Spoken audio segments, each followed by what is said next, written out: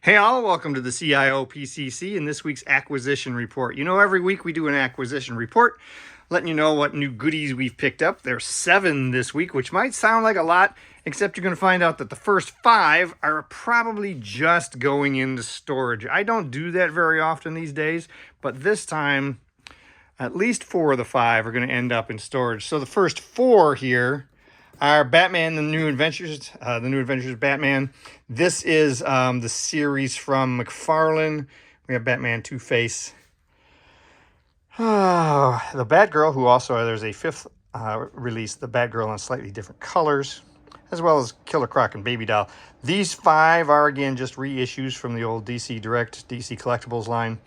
But these are not really tremendously different in terms of color. They are slightly different, but like that Killer Croc there is a little darker in color, a little glossier. But for the most part, these are pretty similar to the others, and it was really the completist in me that got me to pick them up. I will find the Batgirl, though. She is the Platinum Edition here, and she is different than the rest of these. Now, another one that might be going into storage is the NECA Creature from the Black Lagoon. This is the black and white version. I got the color version ages and ages ago. I'm a huge Creature fan. I hadn't picked up the black and white version, though. I saw it this week, still in nice shape at Target. Box is in great condition. I thought, you know what, the completist in me, I probably want to have, in this case, both the color and black and white versions, since I'm such a huge Creature fan.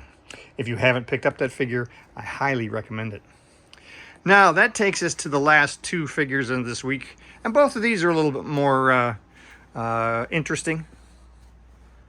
One, of course, is a 1/12 collective. Mezco has given us something every week, it seems like.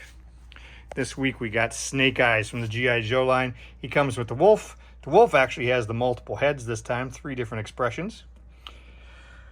Snake Eyes has a ton of accessories, really good articulation, and he fits in perfectly with the other 2 releases so far. We've got more G.I. Joe figures coming. It's going to turn out to be quite a nice little subset for these guys. And I'm leaving myself some space here. There's Prune Face. And over this way we got the Power Rangers. They're down a shelf. Up here is where we have most of the other licensed 1/12 collective, but we've moved these down here just to give them a little bit more room. Now, if you're a 1/12 collective collector, you know that last week they did another Vex, the Crimson Goat version. I missed it. Oh, this is the first time in a couple of years now that I have missed out on a site exclusive like that. I was not paying attention. I got busy doing something else. 5 minutes went by, and I missed it. It's kind of disappointing considering how good I've been doing keeping up with them. Number 7, Batman Black and White. This is the Gerards. I hope I say in his last name right. Mitch Gerards. This is his artwork. Another one done by McFarlane. They've kept the line rolling, but you know what? The demand for these has definitely dropped off. Remember back in the day, they would do 3,000 or 4,000 of these. This one is a limited edition of 555 this time. So, he's a nice addition. I know we're doing at least 1 more in the set from McFarlane.